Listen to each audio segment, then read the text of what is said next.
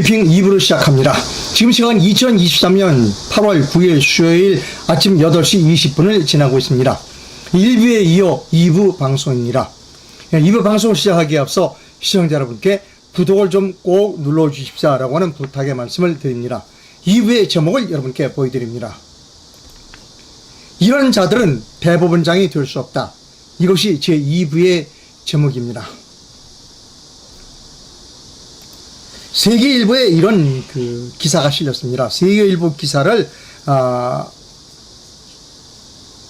읽어드리기 전에 먼저 제가 좀 다른 거 여러 번 방송해 드렸습니다만 다른 거 먼저 보여드리고 시작하겠습니다. 여러분 제가 여러 번 보여드렸을 겁니다. 여러분 이거 읽으실 수 있어요? 이게 법원에 올라온 유언장입니다. 자기 집을 뺏기게 생겼어요. 부모를 모시고 오랫동안 살았는데 누군가가 나타나서 부모가 쓴 유언장이다라고 갖고 왔습니다. 그래서 뺏겼어요. 자, 여러분 이거 읽을 수 있어요? 누가 누구에게 어느 집을 상속한다라고 하는 거 여러분 읽을 수 있어요? 보입니까? 문명국의 재판부에서는 읽을 수 없는 글자는 유언으로 인정하지 않습니다. 근데 우리나라 재판부 1심하고 2심 재판부에서는 잘 보인다는 거예요, 판사가. 이거는 어디에 있는 무슨 집을 누구에게 상속한다라는 걸로 잘 보인다고 1심과 2심 판사가 판결을 했어요. 피해자가 가만히 있을까요? 자기가 그동안 부모 모시고 살았어, 그 집에. 근데 형제가 나타나서 이거 유언장을 가지고 나타나서 이거 유언장이니까 집 내놔. 가만히 있겠어요? 거듭 수십 번 말씀드립니다. 문명국. 우리나라 같은 저개발 국가가 아니라, 우리나라 같은 후진 국가가 아니라, 서방, 영국이나 미국이나 프랑스, 일본 같은 문명국의 재판부는 글자가 보이지 않으면 유언으로 인정하지 않습니다. 근데 우리나라 1심 판사와 2심 판사는, 잘 보인다는 거야. 잘 보이는데, 내 눈엔 잘 보이는데, 이건 누가 누구한테 집을 상속한다는 거야. 그러니까 집 내줘 이겁니다. 여기 댓글을 읽어서 못 읽겠다 하는데 여러분은 한국에서 고등고시를 패스하지 못했기 때문에 못 읽는 거예요. 한국에서 고등고시 패스한 사람은 이거 잘 읽어요. 우리나라 판사들은 이거 잘 읽어. 실력이 없어 그래요. 여러분들은 우리나라 고등고시 패스한 1심 판사들은 아주 잘 읽는데요. 자기들은 눈에 잘 보인다는데 뭐. 그래 어떻게 해요? 당연히 억울하죠. 그러니까 어떡하냐. 대법원까지 갔어요. 대법원에서는 뭐냐. 이걸 보질 않았어요. 대법원에서는 이걸 보지를 않았어요. 대법원 판사들이 이거 봐야 될 거 아니야. 야, 이거 안 보이는데? 보이는데? 뭐라고 봐. 이걸 안 봤어. 대법원 판사들이. 안 보이고 어떻게 판결했느냐. 이렇게 판결했어요.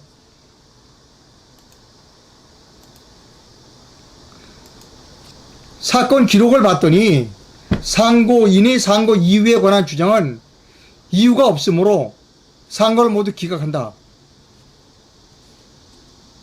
이거 봤다니까? 이유가 없대. 이유가 없으면 왜 글자가 잘 보이는데, 피고는 저 글자가 잘 보인다고 얘기하는데, 원고는 저 글자가 잘 보인다고 얘기하는데, 우리 재판부가 보이는데, 그러니까 피고는 저 안 보인다. 원고는 난 저 글자 안 보인다. 라고 얘기하는데, 우리 재판부에서 보기엔 아주 잘 보인다. 라고 얘기를 해야 되고, 왜 잘 보인지에 대한 이유가 있어야 될 거 아니에요. 없어. 읽어보지 않았어요. 이거를 보지 않았다는 겁니다. 이 유언장을 보지 않았다는 거예요. 이걸 유언장을 보지 않고 대법원 판사가 그냥 이유 없어. 라고 기각을 시켜버린 겁니다. 그게 심리 불속행이에요. 읽어보지 않고, 증거물 보지 않고, 그냥 쓰레기통으로 버린다. 그게 심리 불속행입니다. 자, 제가 여러 번 말씀드렸죠. 심리 불속행은 우리나라 형사사건을 제외한, 대법원에 올라오는 사건이 형사사건을 제외한 나머지 80%는 다 쓰레기통으로 버려. 읽어보지도 않고. 그게 심리 불속행이에요. 심리 불속행을 어떻게 만들었다? 속여서 만들었어요. 대법원이 국회의원을 속여서 만든 게 심리불속행위예요. 여러 번 말씀드렸어요. 자, 거기까지만 말씀드리고 이제 오늘 방송 제목을 다시 한번 보여드리고 시작합니다. 이런 자들은 대법원장이 될 수 없다. 시작합니다.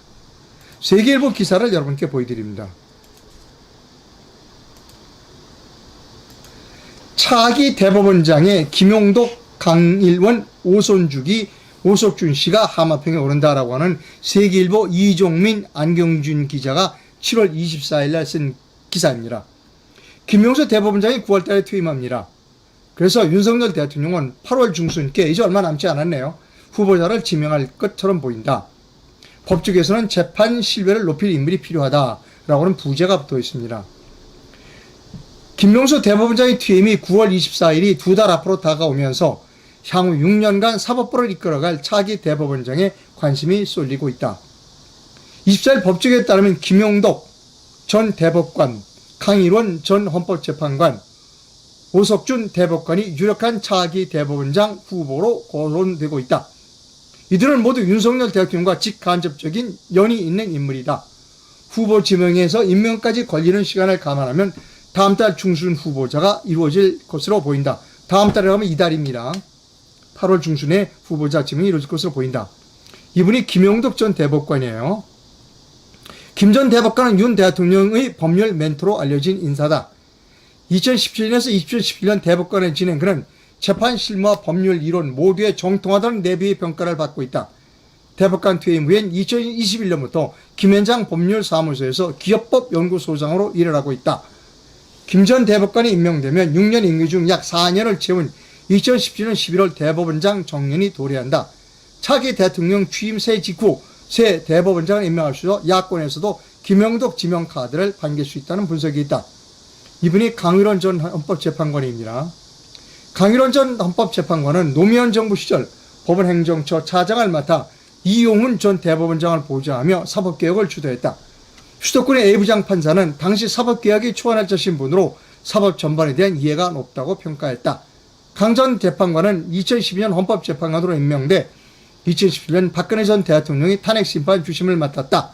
지난해 검수 완박 법안과 관련한 헌법재판소 권한쟁의 심판 사건에서도 법무부 검찰 측 입장을 대변하는 대리인으로 나서기도 했다는 겁니다. 여기까지만 읽어드립니다. 자, 김용덕 씨에 대해서 지금 여러분께 설명을 드립니다. 자, 이분이요, 대법원장 후보자인 이 후보자로 거론되고 있는 김용덕 씨에 대한 이야기를 지금부터 드리겠습니다.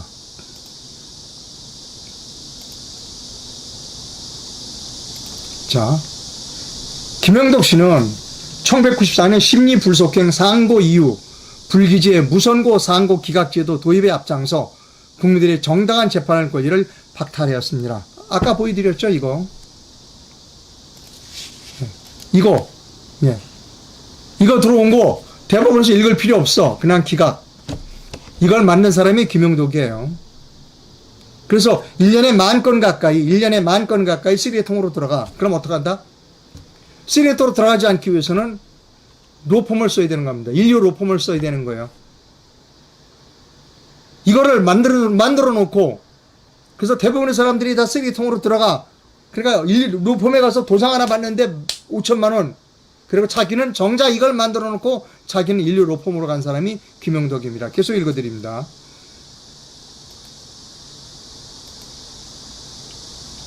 이거예요. 증거 자료가 있어요. 자, 1994년도에 김용덕 씨가 쓴 거예요. 국가고시학회에 썼습니다. 사법제도발전위원회에 건의를 했어요. 이 심리불속행제도를 건의한 사람이 이 김용덕이에요.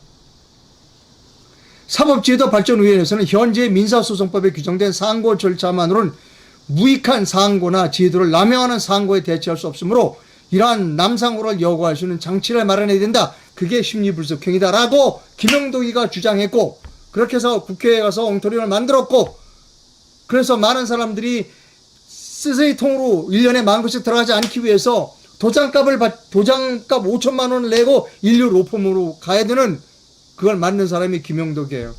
근데 지금 김영덕이는 정작 어디가 있느냐? 더군다나 김앤장 법률사무소에서 재직 중인 자를 대법원장에 임명하는 것은 수십 년 동안 국민의 원성을 쌓은 김앤장 공화국을 완성하는 것입니다. 국무총리 한덕수도 김앤장 출신입니다. 여러분 봤죠? 증거자료 보셨죠? 여기 김영덕. 현재는 이거 안 돼. 그러니까 남상구를 예방할 수 있는 절차를 마련해야 돼. 그게 심리불속행위야. 심리불속행 안 달라면 전부 로펌으로 가야 돼. 인류 로펌으로. 본인은 갔잖아요.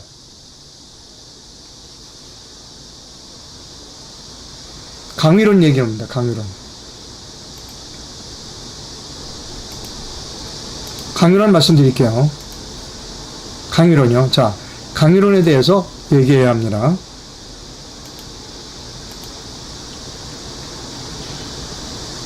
자, 강위론은 2009년 9월 국회가 한글화라는 거짓말로 상고심 절차에 관한 특례법 4조 1항을 인정되는 경우의 수동태를 인정하면의 능동태로 변경할 당시 국회 법사위에 직접 출석하고 이를 주도한 법원 행정처 기획조정실장이었습니다. 자, 요거 제가 설명해 드릴게요.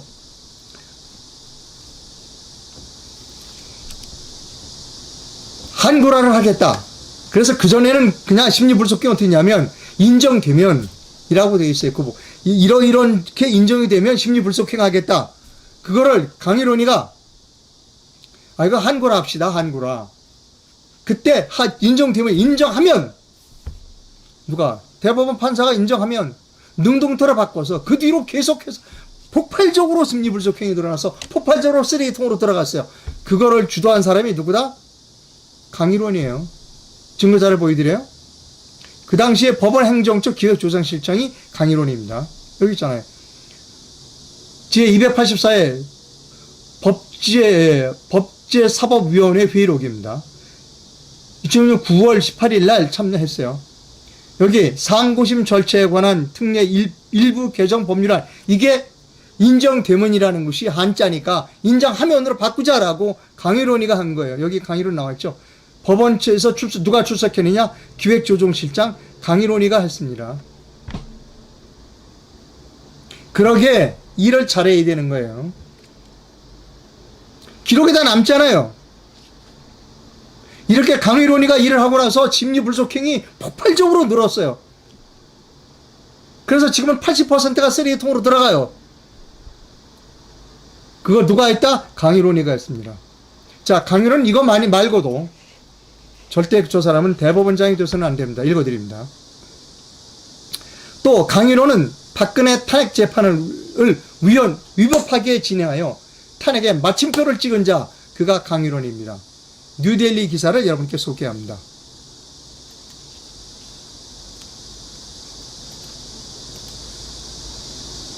(2017년 3월 9일) 그러니까 박근혜 대통령 탄핵 결정 전에 하루 전의 기사입니다. 뉴데일리 양원석 기자의 기사 제목은 카카가 정답인데 강일원 왜 국회 편을 드나 읽어드립니다. 조합제닷컴에서 조서 내용을 분석했더니 헌법재판사가 국회의 소추저자 입법을 분명히 알고서도 강일원이가 외면한 겁니다. 절차가 잘못된 걸 알았어. 국회에서 소추한 걸 잘못된 걸 알았지만 강일원이가 외면하고 강일원이가 도와줬다는 겁니다. 대통령 탄핵심판 주심을 맡은 강일원 재판관이 국회의 소추 의결서가 안고 있는 법률 구성의 오류와 소추한 의결 당시 명백한 법률적 하자를 재판의 주요 쟁점 사안에서 사실상 배제하는 방향으로 유도하고 그의 재판 지휘에 따라 피청구인 대통령 측이 카카 항변을 철회한 정황이 드러나 파문이 일고 있다. 국회가 준비서면이란 형식을 빌려 사실상의 소추 의결서 수정안을 헌재에 제출한 배경에 강 재판관이 권유 혹은 조언이 있었다는 사실도 새롭게 확인됐다. 앞서 국회는 대통령의 탄핵 사유를 헌법 위반 5가지, 법률 위반 4가지로 구분한 소추 의결서를 본회의에 상정, 제적의원 3분의 2의 찬성을 얻어 헌재에 냈다.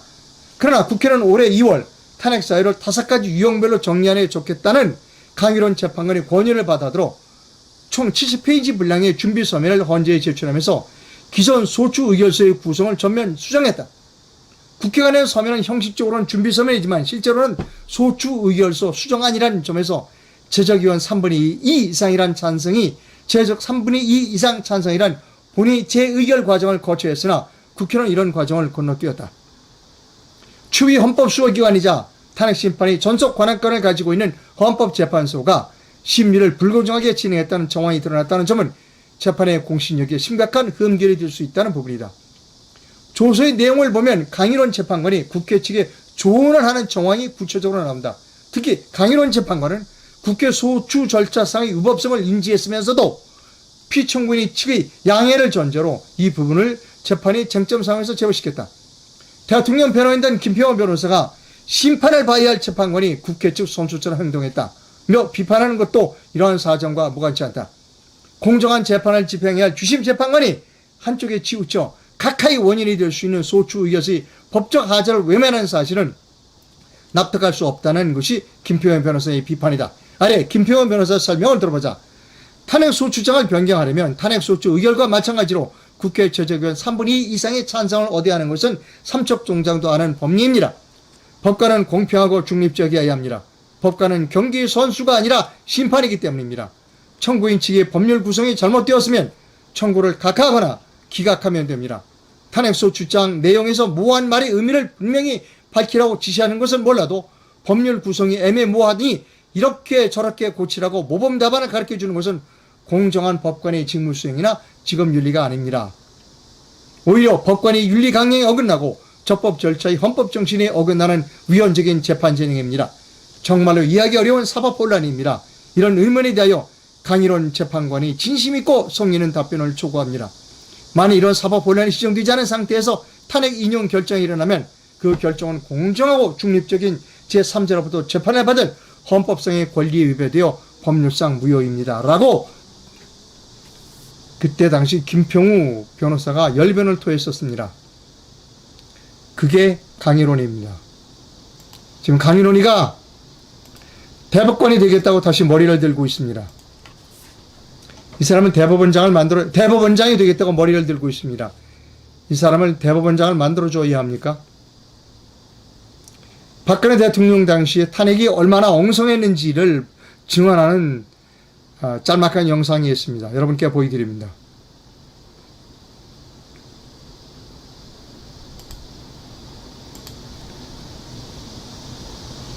시작하겠습니다.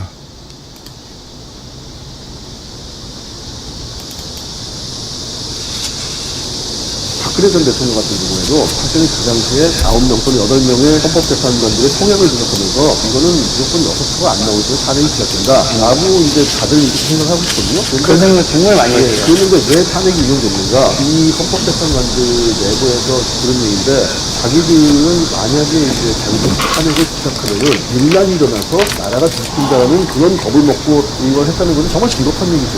사실 이런 사람들이 과연 최고 기준으로서 분립할 이유가 있는가? 법적인 판단을 하나도 못하고 여론재판하는 사람들이 여론재판은 뭐 누구나 다 할 수 있는 건데 왜 이런 기구를 넣어서 그 비용을 낭비하기까지 그렇게 할 것인가? 그런 부분에 굉장히 의문이 큽니다. 박근혜 전 대통령 같은 경우에도 사실은 그 당시에 9명 또는 8명의 헌법재판관들의 성향을 분석하면서 이거는 무조건 6표가 안 나올 때 탄핵이 시작된다 라고 이제 다들 이렇게 생각하고 있거든요. 그런 생각 정말 많이 했어요. 그런데 왜 탄핵이 인용됐는가? 이 헌법재판관들 내부에서 그런 얘기인데 자기들은 만약에 이제 자기들 탄핵을 시작하면은 밀란이 일어나서 나라가 뒤집힌다는 그런 겁을 먹고 이걸 했다는 것은 정말 비겁한 얘기죠. 사실 이런 사람들이 과연 최고 기준으로서 분립할 이유가 있는가? 법적인 판단을 하나도 못하고 여론재판하는 사람들이 여론재판은 뭐 누구나 다 할 수 있는 건데 왜 이런 기구를 넣어서 그 비용을 낭비하기까지 그렇게 할 것인가? 그런 부분에 굉장히 의문이 큽니다. 박근혜 전 대통령 같은 경우에도 사실은 그 당시에 여러분 제가 2번 들려드렸습니다. 강일원 같은 사람을 대법원장을 만들어줄 것이 아니라, 이런 사람을 대법원장을 만들어줄 것이 아니라, 이런 사람은 감옥에 보내야 한다는 겁니다. 박근혜 대통령에 대한 재심은 김명수 대법관이 물러난 뒤에 재심은 이루어져야 하고, 그리고 그 과정에서 강일원은 피고석에 서야 한다는 겁니다. 그것이 사회 정의다라고 저는 생각합니다. 저는 김명수가 9월 24일에 물러난다고 그래요. 윤석열 대통령이 작년 대통령 취임 한 달 전에 대구 달성사대에 가서 박근혜 대통령에게 약속한 일이 있어요. 명예회복을 해드리겠습니다. 명예회복을 하는 길은 재심을 하고 그리고 강인원이 같은 사람을 감옥에 쳐넣는 겁니다. 뭐 헤어롤 하고 이렇게 왜 그 누구 또 안 했어요? 여자 이렇게 뭐 머리 이렇게 손질하다 말고 이렇게 뭐 이렇게 플라스틱 동그란 거 그건 뭐라고 그래요? 왜 그 여자도 이렇게 뽀글뽀글하게 만들 때 쓰는 그거. 당시 헌법재판관 다 저는 피고석을 써야 한다고 생각합니다. 방송 시청해주신 시청자 여러분 대단히 감사합니다. 댓글이 들어왔는지 좀 살펴보도록 하겠습니다. 무속 위의 권력을 자랑하는 판사를 처벌하는 범죄, 법 왜곡죄들을 도입해야 합니다. 중세 암묵 조선 같은 시대로 가고 싶어하는 세력들. 예, 우리나라에서 가장 망가진 게 사법제도예요. 왜 조선이 총 한 방 못 쏴보고 일본에 당했느냐? 원님 재판을 했기 때문에 그래. 그냥 끌어다가 원님 재판. 이거 여러분 원님 재판이죠. 이거 원님 재판 아니에요, 여러분? 이거 보여요? 이거 보여요? 1, 2, 3심 재판부가 이거 다 보이고 헌법재판소는 이게 합헌이래 보이는 게. 그러니까 대한민국이 망하는 거예요, 여러분. 그래서 망하는 겁니다, 여러분. 이대로 내버려둬야 되겠어요?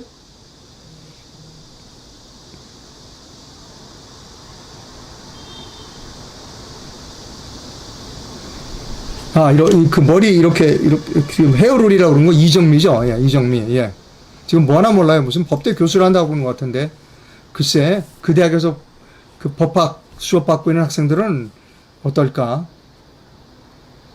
예. 예. 저는 방송, 언론, 독립언론인이고요. 이상호가 올바른 방송을 했다고 생각하시면 제게 적은 금전적 후원을 부탁드립니다. 해외에서 보내실 분은 페이팔 계좌를, 국내에서 보내실 분은 기업은행 계좌를 이용해 주실 수 있습니다. 회원가입은 영상 하단에서 해 주실 수 있습니다. 예, 방송 시청해 주신 시청자 여러분 감사합니다. 태풍이 올라오고 있습니다. 큰 피해가 없었으면 합니다. 예, 태풍 조심하시기 바랍니다.